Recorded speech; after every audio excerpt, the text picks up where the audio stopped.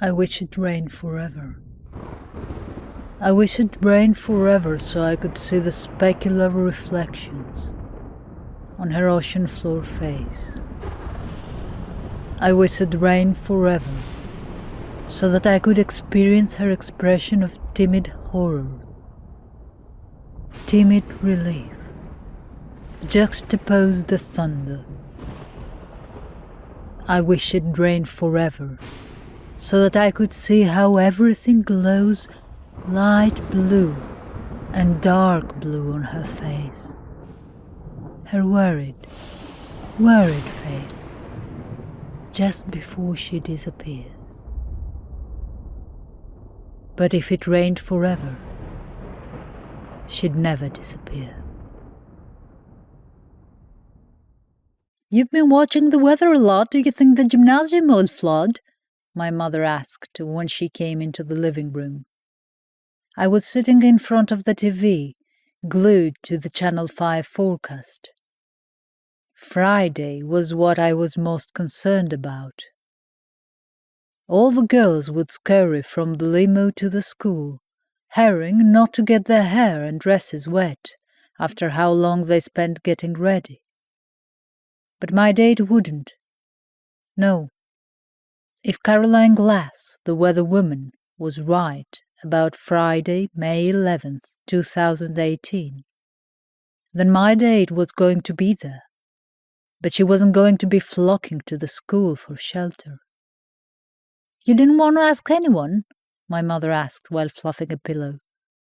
Not really. Well, I think it's still good you're going to go, my mum was saying.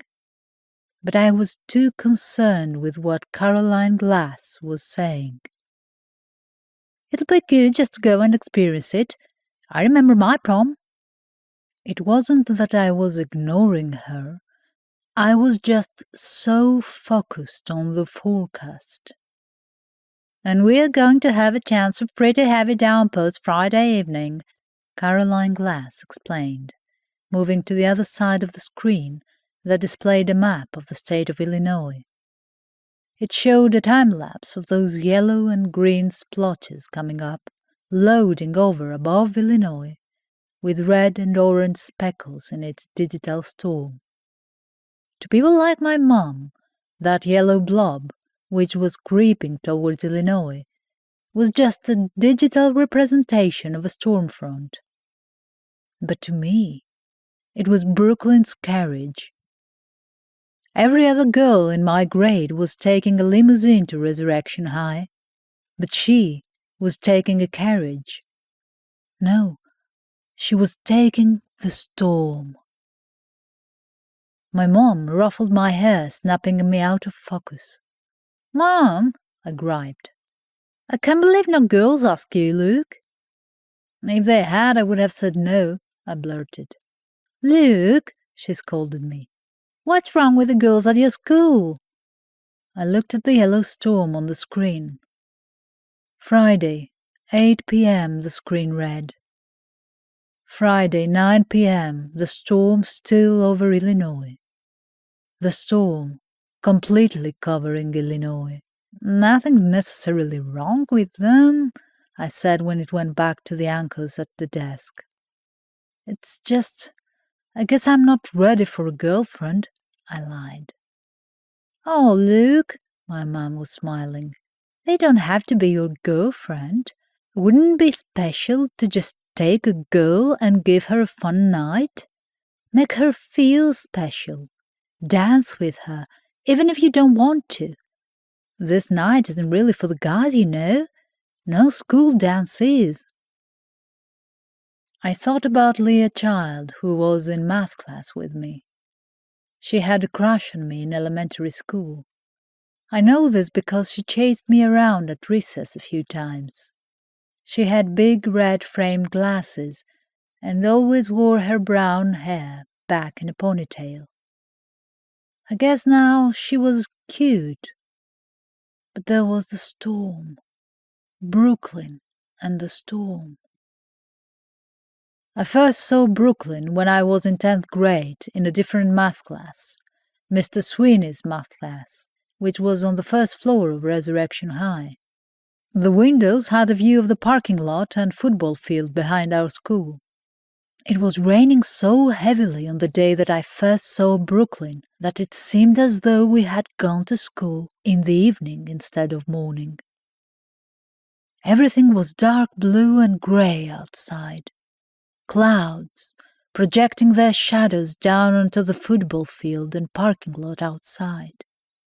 One girl shrieked at the cannon fire thunder far away. But all that came next was a steady strumming of rain, which sounded more interesting than what Mr. Sweeney was talking about.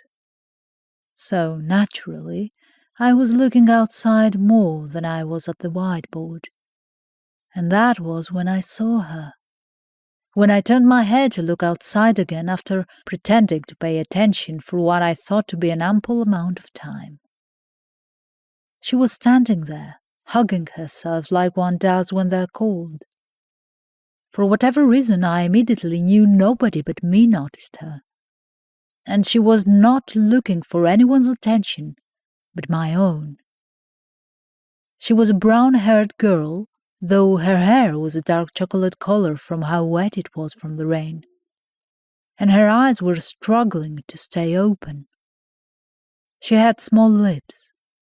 She was in jeans, a kind of dark brown jacket with a scarlet shirt underneath, for I saw the scarlet where her jacket parted, crumbled above her folded arms. Lightning did not diminish or increase her features. She didn't flinch at the spasm from the sky, but she did when a corresponding crack of thunder called. It seemed to intensify her shivering. How little became Mr. Sweeney's voice while she and I looked at each other, and oh, God, I knew she was looking at me, looking for me. She knew I could see her. After the marvel of noticing her, I started wondering what she was doing in the rain, who she was, and why she wasn't rushing in. She seemed around my age, though maybe she was a junior, but there was a maturity about her face that the juniors and seniors in Resurrection High just didn't have. She looked like how I imagined a 20-year-old woman would look, but everything in her timid rain-beaten eyes suggested that she was in high school. But why wasn't she in high school? Why was she out there, in the rain? I almost spoke up, but why didn't I? I spent all of Mr. Sweeney's class looking at her while she looked at me. I saw her try stifling those subtle convulsions that coldness sometimes creates. We looked at each other for so long that I started developing goosebumps as I imagined how it felt for her to have all that rain crawling down her face. How she seemed forlorn that she didn't have any hood or shell for her face to tuck backwards into. For all she had were bangs, jungle-like on her forehead, while the rest of her hair had the effect of a recent shower. No, there was nowhere for any of her to hide. All of her was to suffer, every droplet, roll, and flash the domineering sky let loose. I had never been so sad about a math class ending until the bell rang that day.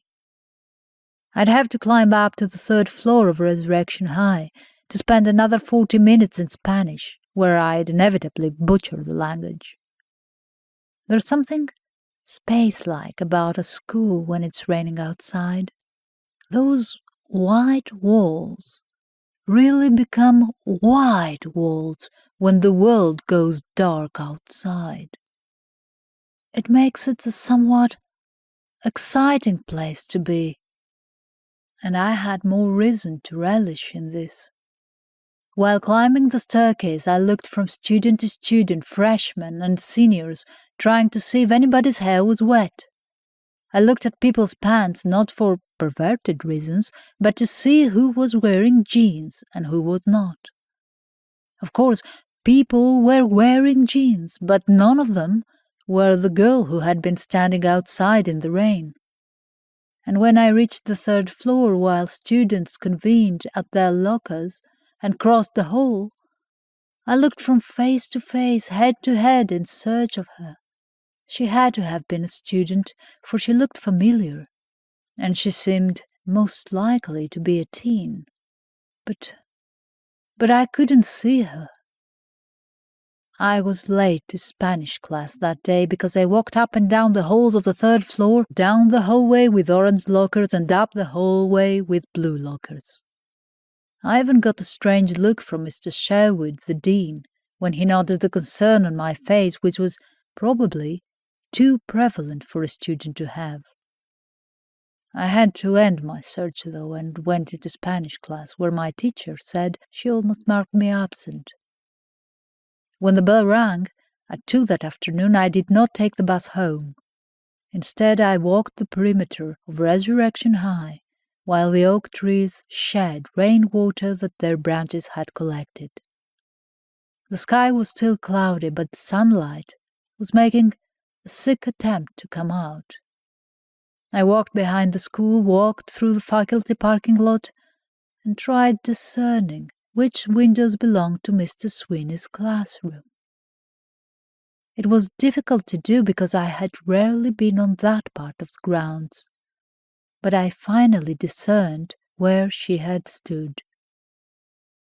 That spot felt haunted in the most wonderful way, and I wished a clap of thunder would come back just to vindicate me, as though a reminder of the storms would prove to me that she had been standing there and she had been looking at me. For a couple of days afterwards, I chalked it up to sleep deprivation or some kind of boredom-induced hallucination. But what did I do when a thing of lightning strobed my room one night when I was in bed? I got up, ran down the hall, downstairs, and out into the night. The trees along the sidewalks of our neighborhood were baying, bowing in discoordinated pagan prayer. Their trunks did not permit them to fulfill the full crazy movements that their branches wished to do. I felt a cool wind, but did not join the branches' maniacal worship. I smelled the smell of rain ahead. It's such a long smell that fills the human soul. The smell that never changes for us. I stood there on the pathway from the front door to the sidewalk, slowly starting away from my house. I remember it. I had blue flannel pajama pants and a white t-shirt on, and my hair was still disheveled from the shower I had taken before going to bed. It's not weird that I rushed out of the house, but that I was tiptoeing towards the sidewalk. I could have woken my mom up inside, but there was no one to wake up outside. Maybe there was someone to scare away, someone to startle. My nose tried pulling that storm cloud scent closer to me as I started walking down the sidewalk, and after looking over my shoulder, I started walking into the street. I heard it sprinkle down into the trees, giving all the leaves their salvation they tossed and turned for. And then it came down on the street. Immediately my eyelids started batting, and I wondered how she managed to stand so long in it. I looked up and experienced that hyperspace tunnel of rain, which was enchanting to look at, but almost impossible to enjoy because of how my face was punished for being raised into the storm. I brought my face back to level and looked ahead. It was perfect that no headlights broke the curtain of the storm. It was a gentle storm, the kind that has lazy curtains of grey and silvery raindrops. Even if she is a hallucination, so be it, I thought. I just want to see her again, I thought, and this thought was more so a prayer to the storm instead of a thought to file in my mind. One of those silly human thoughts we mail to things that cannot respond. She answered. How faint her mascara was smudged like ink on a waterlogged letter. Her skin was just a tad tanner than mine. I and my mom are pale, and her face was the beige desert color of Mediterranean ocean floor, with minimal dottings of freckles like speckles in the sand. I don't know if I was too entranced to have noticed her. I don't know if I had looked to my left or right in search of her. I don't know how or why, but she just appeared in front of me as though she had never had to appear at all, as though she had already and always been there. She was in the same clothes, same hair, and she was hugging herself. She looked worried, but relieved, and now her face was close. I could see it. I could see the life in her eyes, which no raindrop could manipulate. They looked at me and remembered when the world was dry, when sunlight used to work on her skin.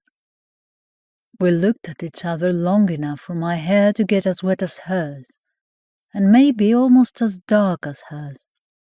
But my hair is blonde, so probably not as dark. "Hi," I said above the rain. Her voice had the natural rasp to it. "Hey." "I'm Luke." "My name's Brooklyn," she said in a little shout, while lightning stamped our faces. "What are you doing out here? What were you doing out there in the parking lot the other day at school?" I asked, but she didn't answer, so I threw my thumb over my shoulder. Do you wanna go inside?" Thunder cracked. "Not yet," she said in a half shout. And this was where I figured her voice was naturally low, nothing capable of winning a race with the rain. I looked at her for a good few seconds before asking, "Do you like the rain?" "I just get lost in it." I said her name just to say it, Brooklyn. She tightened her own hug on herself, and she nodded, lips pouting and pursing with cold. "Are you a junior? Do you go to Russ High?" I asked. And she didn't hesitate, but her face halted on some kind of expression before she answered, "I dropped out." "Oh, were you thinking of coming back in the other day?" I joked. Finally, whatever timidness was holding her facial muscles hostage let go. She might have been about to say, "Haha, very funny," but she didn't. "Look, you want to come back with me or go to your place?" "I don't want to wake anyone up," she said. "You won't," I laughed. "My mom literally sleeps through thunderstorms." "So we'll just have to whisper?" "Brooklyn, I have a feeling we'll be okay," I said, and we started walking down the street. It was me who shepherded her out of the cold rain. I was shrugging with my hands in my pockets, as if that'd keep me from getting wet. She was a hug yourself in the rain kind of girl, and I was a hands in your pockets kind of guy. "Do you want hot cocoa when we get inside?" I asked when we were halfway to my house. I was scared she was going to change her mind, But I think that was just me being a nervous teenage boy. It's hard to tell what someone's thinking when they're wearing a constant shroud of rain. Maybe, she half shouted. I could see she was training to see ahead, so I started guiding her with my hand on her back. She was solid, real. Her waterlogged hair tickled on my knuckles, and I felt my fingers pressing on her jacket, which concealed the dipping of her spine. And like an unapproving father, the thunder came down the entire street when I touched her. Still, we continued on into the rain. How hard it was becoming on our cheeks. "Here," I said when approaching the lawn.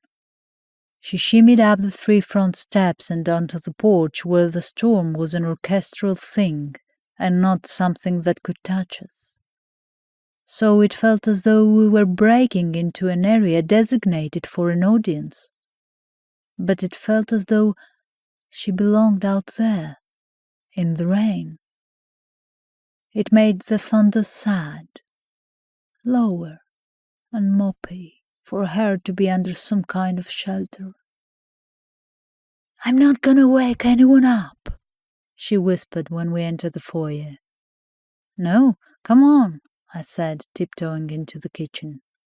"Wait," she hissed before I could turn the light on. Her voice was so much more raspy in a whisper. Her eyes were scanning the room, and I could see this only because of how the kitchen window was throwing the blue light of the storm on her face. "Wouldn't it be weird for your parents to wake up and see you've brought a strange girl into their house?" "Are you strange?" I whispered. "We'll just whisper."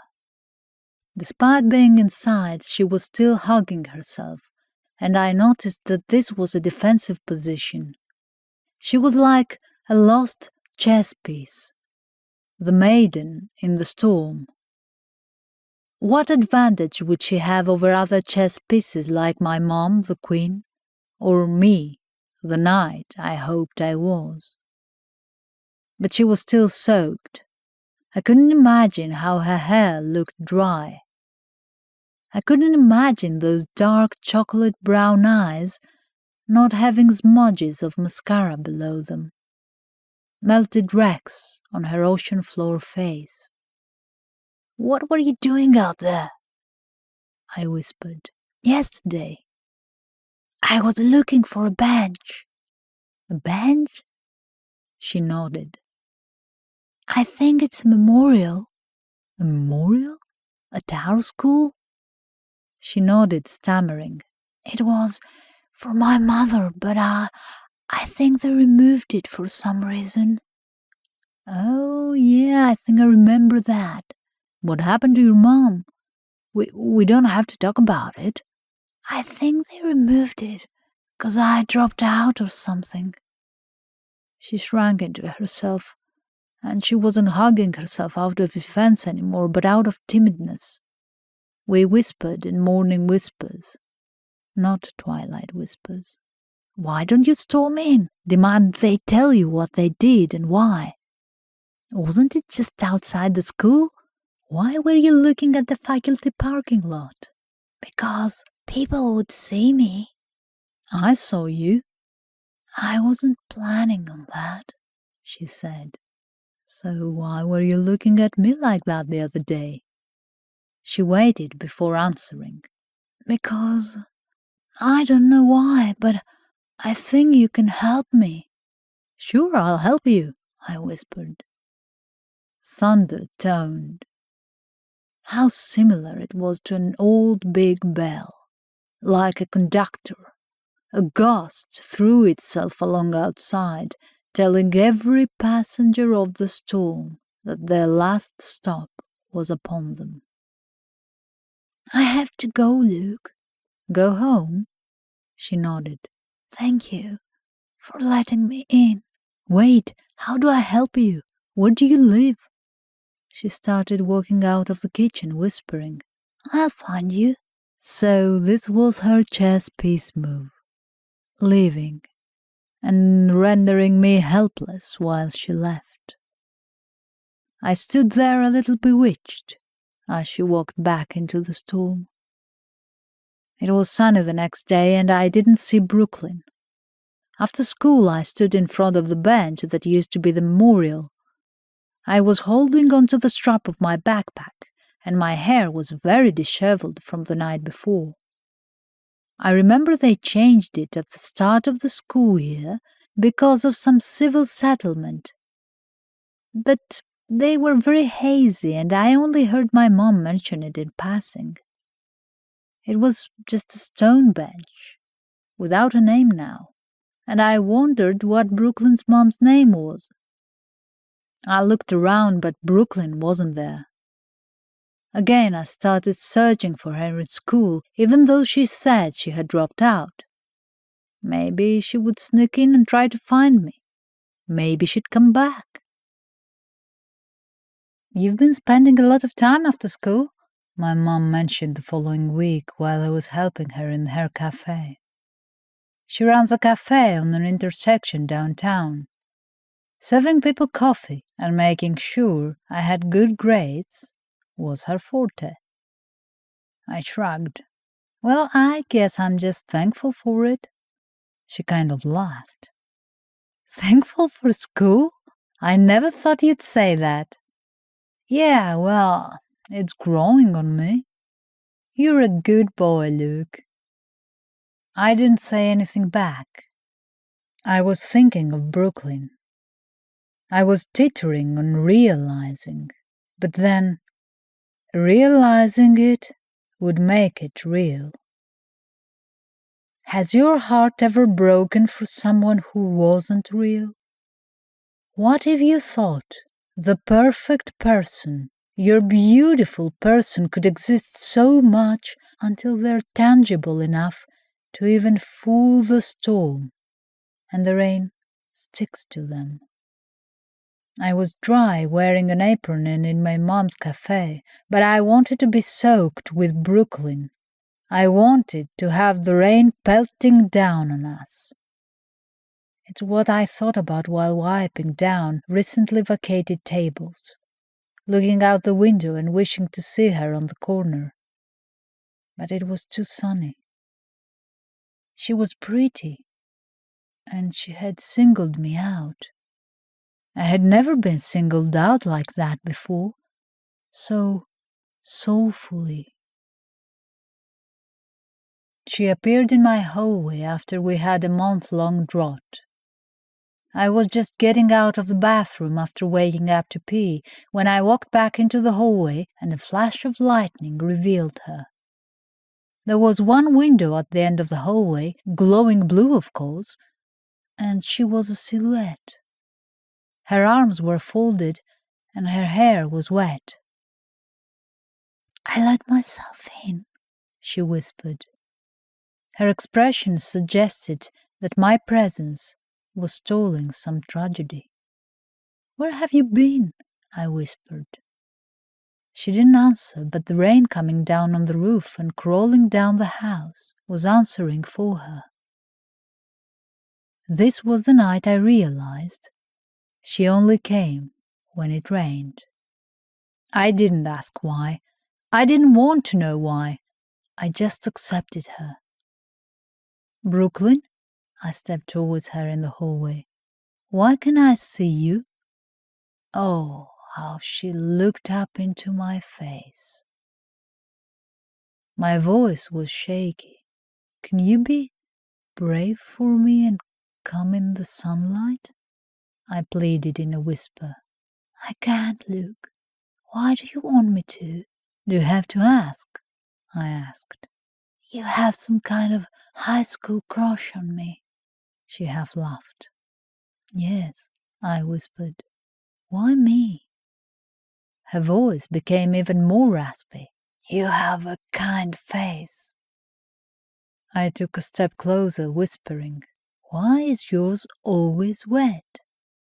She looked up at me as though I was the sunlight that could finally dry her. Her lips tasted like how rain smells. She was my first kiss. We vanquished the thunder, but kept the rain. It lasted a year, only when it rained, but she was always worth the wait.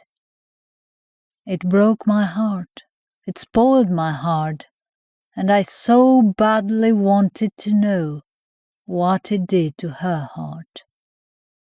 Junior year, May, I brought my tux into my mom's cafe with the biggest, dumbest smile on my face. "Blue!" she shrieked. "Teal? Look! Oh my God, I should have chaperoned you." "Relax, Mom." I was too happy. I put the tux in its plastic wrapping on the counter. "Luke, do you realize you'll be the only one in blue tux?" I was still smiling. She was examining it, going, "Well, maybe it'll go well with your hair. Yellow and blue are good colors, right?" "What made you pick this, Luke?" "I just like the color blue," I said, while thinking about how everything glowed blue whenever Brooklyn was near.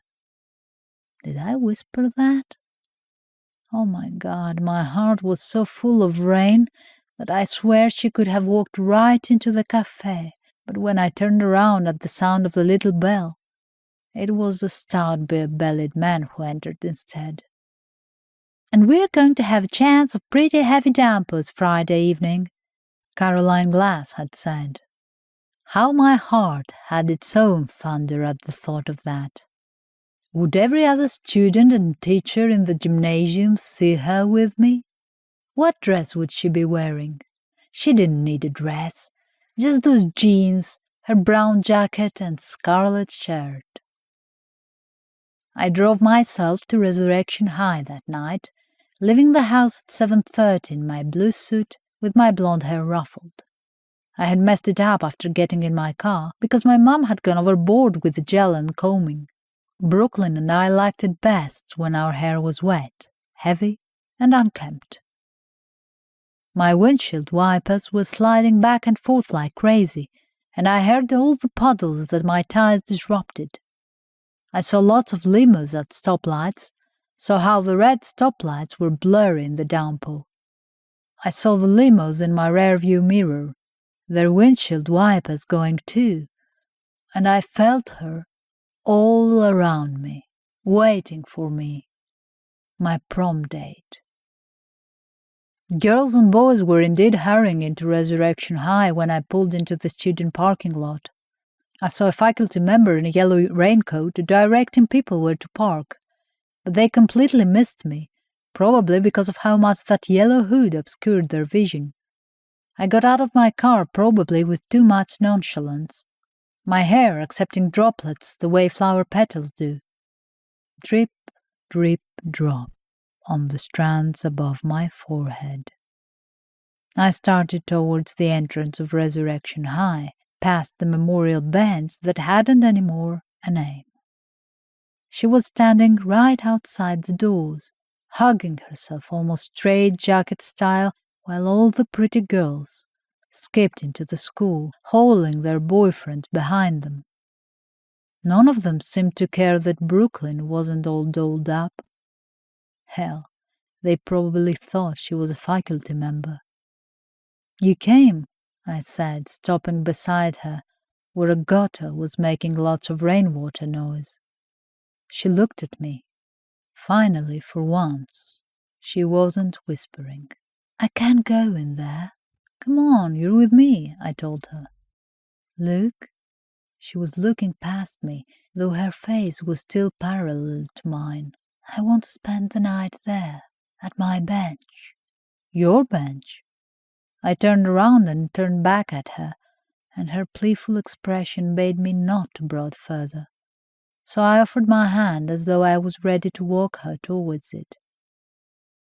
We walked out into the open air. I felt my shoulder pads sponge the rain. With her hand in mine, I assisted her up onto the bench. She was standing up on it and looking down at me. Luckily, most of the students had gone inside by then. "What's your full name, Brooklyn?" I asked. I hadn't let myself ask this because part of me knew the answer would jeopardize what we had. Brooklyn Bilski, she said. Thunder clapped, angry at the memory. You're beautiful, Brooklyn Bilski, I said. She smiled. I walked her back and forth on the bench until rain started coming down harder. I helped her down, and we laughed because of how violent the storm was becoming. We went into the gymnasium, where the lights were blue, and danced to Selena Gomez's Love You Like a Love Song. And she was beautiful. The way her eyes sparkled, the way her hair retained the storm. She retained all the beauty of the lightning. We swayed in the middle of the crowd, the wettest couple there, while thunder tried in vain to disrupt the heavy bass. You know it can't rain forever, Luke, she said during the song's bridge, as if that was the only opportunity we had to face the truth. So I didn't speak. I waited for the chorus, for reality to submit to rain again. And all we did was sway. But we ran back outside together. I propped her back up on the bench, and she was laughing, wet hair down towards me. I only cheerfully proclaimed it because of how happy she looked, because of how much fun we were having. Brooklyn Bilski, I shouted above the rain, this is your bench. And she laughed too. But the next morning was sunny, and my lips were sore from kissing, the only proof I had of her existence. I looked her up on my Chromebook, and the following news story came up. Brooklyn Bilski, 17, a student of Resurrection High, was driving home from a friend's house Wednesday night when a drunk driver collided with her when turning right onto Archer Avenue in Resurrection, Illinois. The news story was dated March 5th, 2006. I was not surprised at all. I read another news story dated March 2017 reading, "The family of Saul Miller has successfully filed to get the Brooklyn Bilski Memorial outside of Resurrection High removed. Miller was serving a 15-year sentence but recently got released on good behavior. He attends AA meetings and says he is a changed man, but that the accident he suffered in spring 2006 has tarnished his chances of starting anew." I didn't have to read further. The following Monday at school, I burst into my dean's office blurting the name Brooklyn Bilski, and saw the immediate trouble start in Mrs. Sherwood's eyes. You can imagine the kind of vigor I berated him with. My mom and no one else could have expected the movement that started, or why, but by June of that year the name Brooklyn Bilski was back on the stone bench outside of Resurrection High. Even the mayor got involved, and they made a big deal about it in the paper. I hadn't thought of the consequences. I was just thinking of Brooklyn and remembering how timid and scared she looked, how she hugged herself. It was such a weak sprinkle when I saw her for the very last time. It was in my hallway, of course, and it was actually light outside. She appeared right in front of that window at the end of the hall, with a deer in the headlights expression. It hadn't rained since prom, so it was the first time we had seen each other since. Brooklyn! Luke, I came to say goodbye. Goodbye? And thank you. I stepped towards her, asking, What do you mean? I can go now, she said with an unsteady smile. It was so cold in the storm. She cooed. Oh, but how she looked at me. I heard the fear in my own voice. Where are you going, Brooklyn? Beyond the storm, she answered. You can't. Next time it rains, step outside and raise your face to the rain. Let it hit your eyelids and let the droplets break on your lips. Those are my lips, Luke. I think I was crying, but I kept all squeals and sobs locked behind my pursing lips. She gave a faint smile and did something no woman has ever done since. She raised herself on her tippy toes, closed her eyes, and kissed my forehead. And when she returned to her original height, she wasn't wet anymore. She wasn't crossing her arms out of defense anymore, but out of some kind of cheerleader confidence. Brooklyn, thank you, Luke. She walked backwards and faded out of the window. And all I smelled was rain. I've been driving instructor for Resurrection, Illinois for quite some time now, but I've developed a kind of weird reputation. Whenever it starts raining, I make my students pull over, and I get out of the car and lift my face into the storm. And I catch the droplets on my lips while listening to the windshield wipers work behind me. I take my students up and down the street I used to live on with my mom, the street Brooklyn and I walked on. I swear she walked with me down that street. We go down Archer Avenue, where I give my students a somewhat stern lecture about safety. And we drive by Resurrection High, past the memorial bench, past the faintest smell of rain that's always there.